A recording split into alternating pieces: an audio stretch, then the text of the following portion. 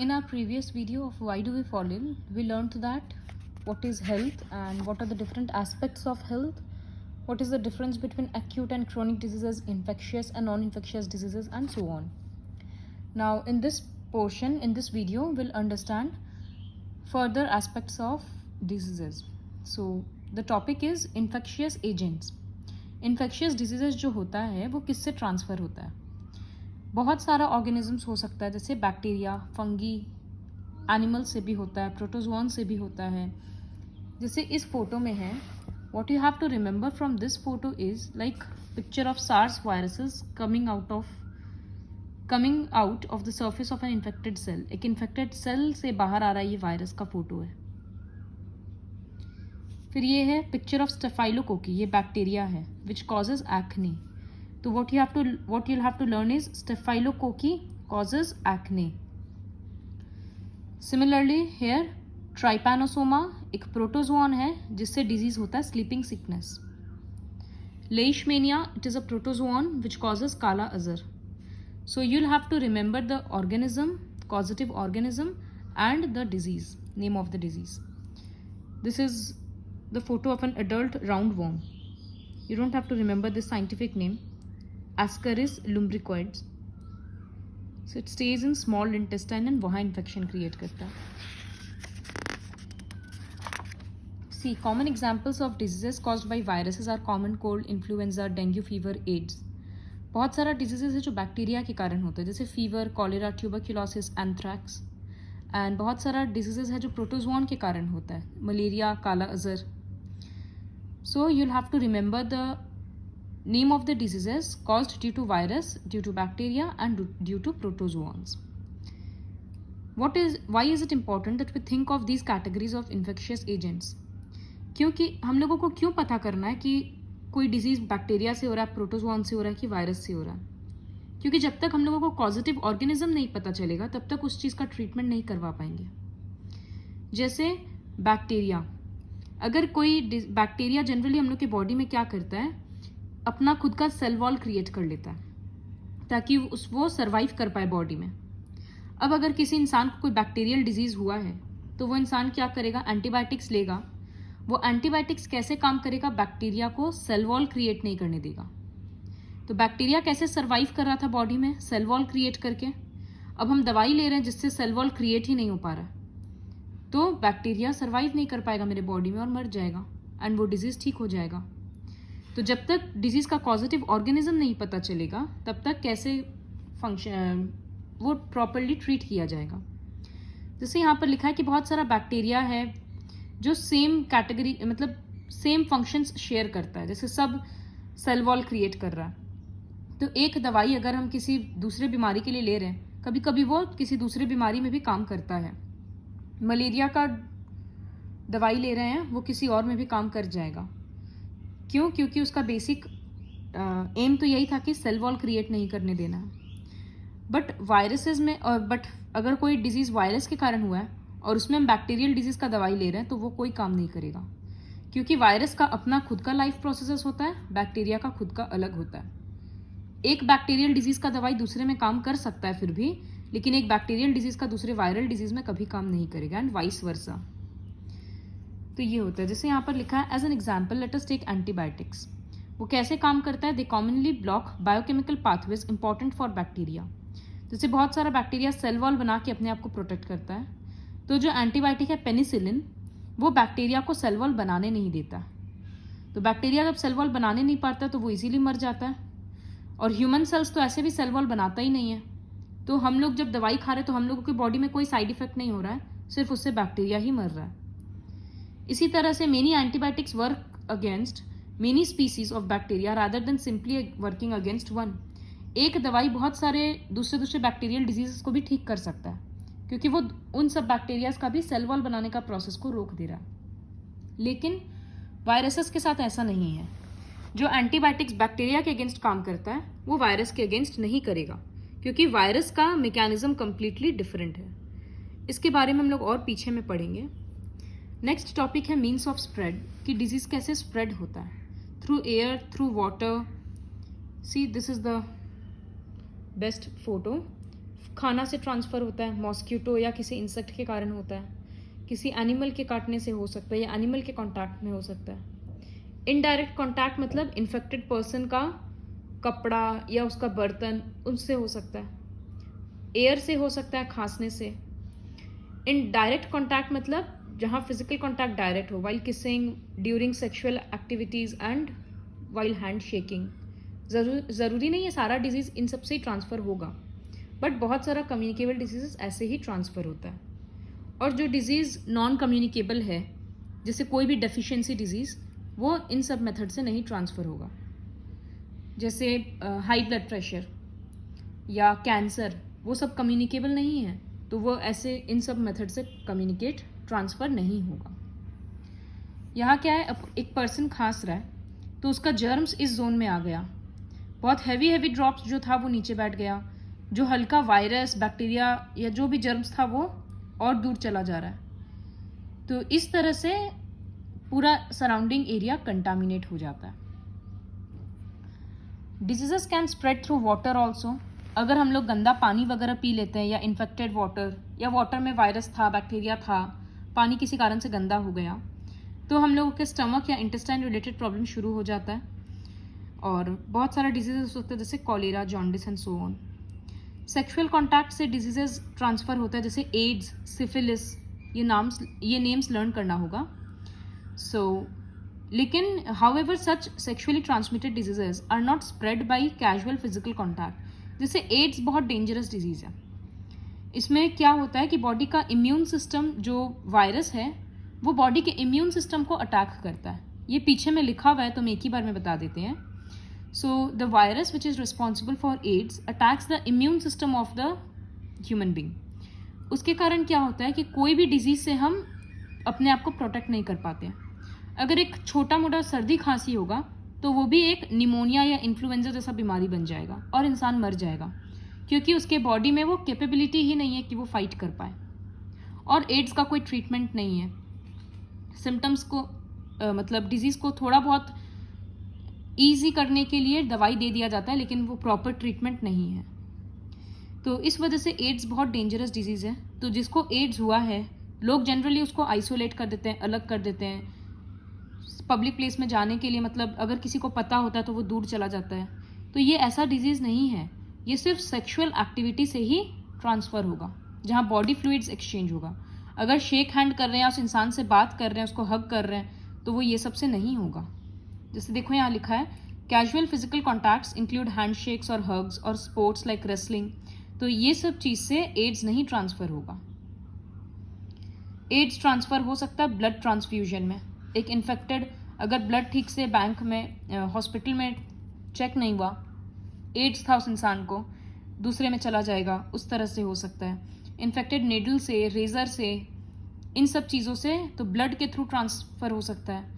कोई मदर में एड्स है और वो प्रेग्नेंट है तो उसके बेबी को हो सकता है। इस तरह से ट्रांसफ़र होता है। ब्रेस्ट फीडिंग मतलब जब एक मदर अपने चाइल्ड को मिल्क पिलाती है, उससे ट्रांसफ़र हो सकता है। So these are the common agents for transmission of diseases. एक और टर्म है कैरियर्स। कभी कभी क्या होता है कि वो टर्म शायद यहाँ पर इतने अच्छे से है नहीं।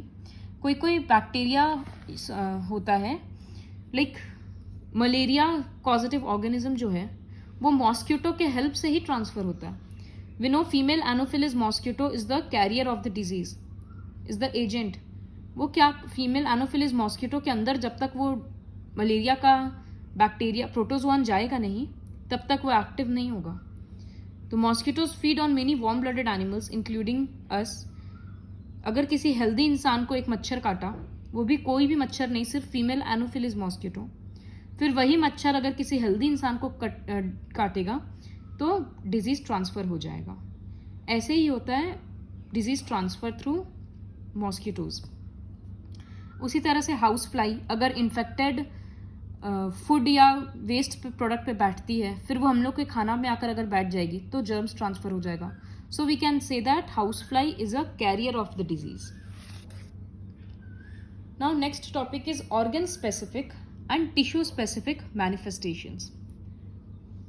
अगर कोई डिजीज़ अटैक कर रहा है, कोई बैक्टीरिया हम लोग के बॉडी में गया है, तो वो बॉडी तो इतना बड़ा है और बैक्टीरिया तो इतना छोटा है, तो वो कहाँ अटैक करेगा? ये डिपेंड करता है कि वो बैक्टीरिया किसके थ्रू घुसा है। अगर नोज के थ्रू घुसा है तब वो लंग्स में अटैक करेगा और लंग्स रिलेटेड कुछ डिसऑर्डर होगा। अगर वो माउथ के थ्रू गया है तब हम लोग के स्टमक और इंटेस्टाइन रिलेटेड प्रॉब्लम्स होगा। This is seen in the bacteria causing tuberculosis. अगर लंग्स के थ्रू जाएगा तो ट्यूबरक्यूलोसिस जैसा डिजीज होगा। माउथ के थ्रू जाएगा तो टाइफाइड जैसा कुछ डिजीज हो सकता है, टाइफाइड, जॉन्डिस। माउथ के थ्रू जाएगा तो वो स्टमक में जा सकता है, इंटेस्टाइन में जा सकता है, लिवर में जा सकता है। लेकिन हर बार ये केस नहीं है। जैसे वायरस HIV वायरस जो एड्स कॉज करता है, तो AIDS is caused by HIV virus. तो ये वायरस हम लोगों के सेक्सुअल ऑर्गन से आता है, हम लोग के रिप्रोडक्टिव ऑर्गन से आता है, बट ये पूरे बॉडी के लिम्फ नोड्स में स्प्रेड हो जाता है और बॉडी का इम्यून सिस्टम अटैक करता है। वैसे malaria causing microbes enter through a mosquito bite, मच्छर के काटने से होता है और वो लिवर में जाकर रेड ब्लड सेल्स को अटैक करता है। वायरस कॉजिंग जापानीज एंसेफेलाइटिस और ब्रेन फीवर, ये मच्छर के काटने से होता है लेकिन ये ब्रेन को इन्फेक्ट करता है। तो बहुत बार ऐसा होता है कि जहाँ से घुस रहा है उससे रिलेटेड ऑर्गन को इन्फेक्ट करेगा और बहुत बार ऐसा नहीं भी होता है। तो दोनों के केस का एग्जाम्पल दे दिया गया है दोनों पैराग्राफ में, जो अच्छे से लर्न करना है। फिर जहाँ पर अटैक करता है जनरली उससे रिलेटेड सिम्टम्स अराइज होता है।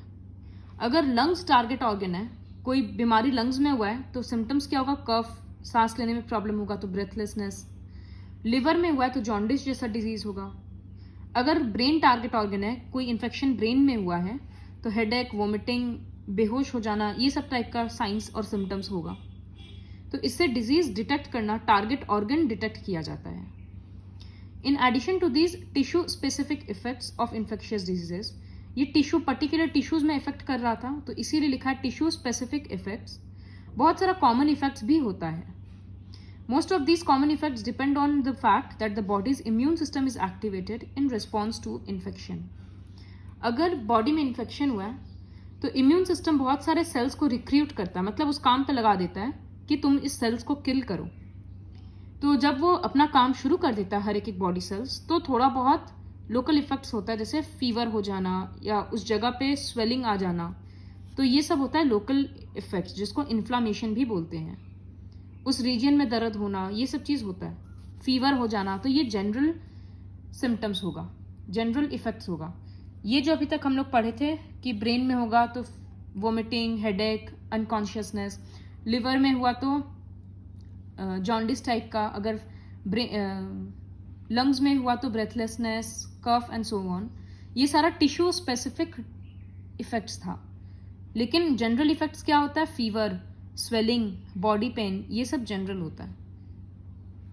In some cases, the tissue specificity of the infection leads to very general seeming effects. जैसे HIV का इन्फेक्शन में अटैक होता है इम्यून सिस्टम पे है, लेकिन जो उसका इफेक्ट्स होता है वो जनरल लगता है। फीवर, हेडेक, वोमिटिंग, ये सब जनरल इफेक्ट्स होता है। सर्दी, खांसी, ये सब चीज़। It is important to remember that the severity of disease manifestations depend on the number of microbes in the body. Body में कितना जर्म्स है उस पर डिपेंड करेगा कि इन्फेक्शन कितना सीवियर है। अगर थोड़ा बहुत बैक्टीरिया बॉडी में आया, थोड़ा बहुत जर्म्स आया, वायरस आया, और अगर उसको इम्यून सिस्टम किल कर दे रहा है तो हम लोग को डिजीज़ होगा ही नहीं। बट अगर बहुत ज़्यादा रिप्रोड्यूस कर चुका वो लोग बॉडी में, वो लोग का नंबर बहुत ज़्यादा बढ़ चुका, तो इम्यून सिस्टम उसको किल नहीं कर पा रहा है, तो डिजीज़ सीवियर होगा। वो उस पर डिपेंड करता है। Next topic is principle of treatment. Principle of treatment मतलब अगर किसी बीमारी को ट्रीट करेंगे तो वो किस बेसिस पे होगा। तो सबसे पहले तो वो इस पे डिपेंड करेगा कि कॉजेटिव ऑर्गेनिज्म क्या है, वायरस है, बैक्टीरिया है, प्रोटोजोन है, क्या है। तो जैसे अगर बैक्टीरिया हुआ तो उसका बायोकेमिकल पाथवेज रोकने के लिए हम लोग प्रॉपर एंटीबायोटिक लेंगे तो वो ठीक हो जाएगा, उसका पाथवेज रुक जाएगा। बट अगर वायरल डिजीज़ है तो एक्चुअली वायरस क्या करता है, हम लोगों का रिप्रोड्यूस करने के लिए वो हम लोगों का मैकेनिज्म को यूज़ करता है। मतलब जिस तरह से हम लोग का बॉडी सेल्स मल्टीप्लाई करता है, वायरस वही सारे प्रोसेसेस को यूज़ करता है।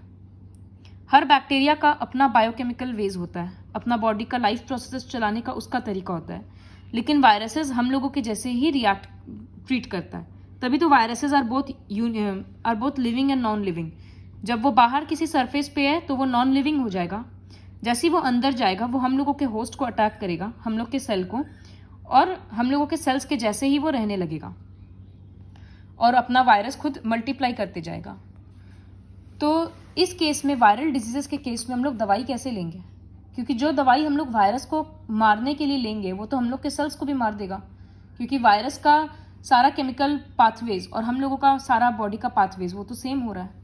तो इसीलिए एंटीवायरल डिजीजेस नहीं बनता, मेडिसिन नहीं बनता है। See it is written, one reason why making antiviral medicine is harder than making antibacterial medicine is that viruses have few biochemical mechanisms of their own. उन लोग का खुद का कोई बायोकेमिकल मैकेनिज्म्स नहीं होता है, वो हम लोगों के सेल्स में एंटर करता है और हम लोगों के मशीनरी को ही यूज करता है। This means that there are relatively few virus specific targets to aim at. Despite this limitation, कुछ कुछ एंटीवायरल ड्रग्स है जो कि इन्फेक्शन को अंडर कंट्रोल रखता है, पूरा ठीक नहीं करता है। तो ये पैराग्राफ बहुत इंपॉर्टेंट है क्योंकि इसमें लिखा है कि कैसे एंटीवायरल डिजीजेस क्यों बनाना डिफिकल्ट है। जैसे पेनिसिलिन लिए तो सेल वॉल बनना बंद हो गया बैक्टीरिया को, तो बैक्टीरिया मर गया, लेकिन वायरस को मारने के लिए ऐसा कोई ऑप्शन नहीं है। तभी तो जैसे अभी कोरोना वायरस के कारण जो प्रॉब्लम हो रहा है, क्योंकि वो एक वायरस के कारण हो रहा है, कोविड-19, इसीलिए उसका दवाई नहीं दे पा रहे हैं और इसीलिए साइंटिस्ट लोग उसका वैक्सीन बना रहे हैं, मेडिसिन नहीं बना रहे हैं, क्योंकि उसको क्योर करने का मेडिसिन नहीं बन सकता, because that is a viral disease. Next topic is prevention, principles of prevention. सबसे पहले तो prevention is better than cure, because अगर डिजीज हो जाता है तो उससे हम लोग का, अगर वो ठीक भी हो जाएगा तो for a period of time हम लोगों का काम करने का एफिशिएंसी कम जाएगा, फिर चांसेस है कि हम लोगों का बॉडी में परमानेंट हार्म कुछ रह सकता है, रिसोर्सेज वेस्ट होता है। तो इस वजह से डिजीज को क्योर करने से बेटर है प्रिवेंट करो। प्रिवेंट हम लोग कैसे कर सकते हैं? First is general prevention. General prevention मतलब जनरल वेज क्या है प्रिवेंट करने का? जैसे हम लोग अच्छा खाना खा सकते हैं ताकि हम लोग का इम्यून सिस्टम डेली स्ट्रांग होते जाए, प्रॉपर नरिशमेंट लेकर। फिर हम लोग अपने सराउंडिंग्स को क्लीन कर सकते हैं ताकि इन्फेक्शियस डिजीज स्प्रेड ना हो। हम लोग पर्सनल हाइजीन मेंटेन कर सकते हैं, इन्फेक्टेड पर्सन से दूर रह सकते हैं, अपने आसपास पानी को स्टैग्नेंट होने नहीं देंगे, जमने नहीं देंगे, because we know that stagnant water is a breeding place of mosquitoes. तो by maintaining cleanliness, by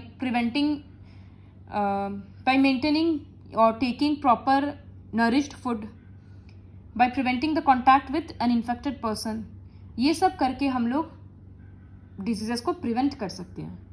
but ये जनरल प्रिवेंशन होगा।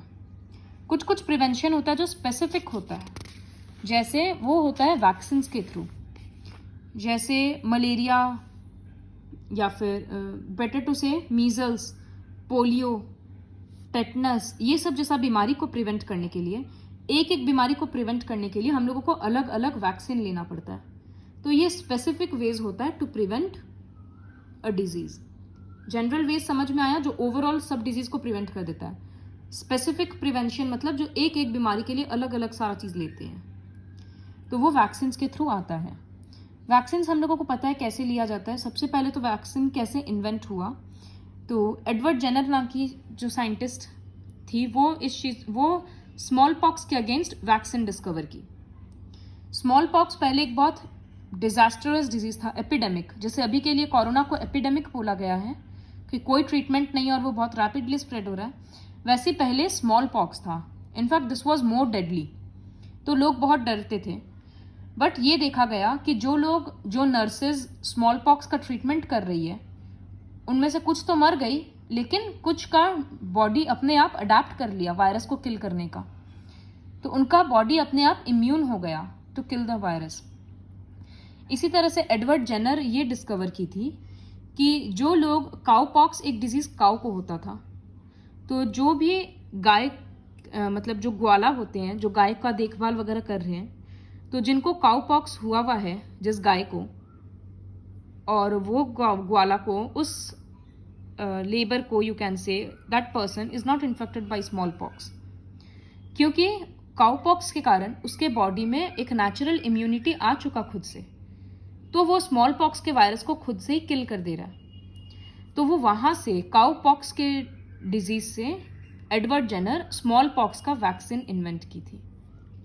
तो वैक्सीन क्या होता है बेसिकली, हम लोग का वैक्सीन किस बेसिस पे काम करता है? हम लोगों का इम्यून सिस्टम का एक मेमोरी होता है डिजीजेस को किल करने का। आज अगर कोई इन्फेक्शन अगर हमको हुआ, थोड़ा बहुत इन्फेक्शन था, वो छोटा सा इन्फेक्शन था, तो मेरा इम्यून सिस्टम सारे माइक्रोब्स को किल कर दिया।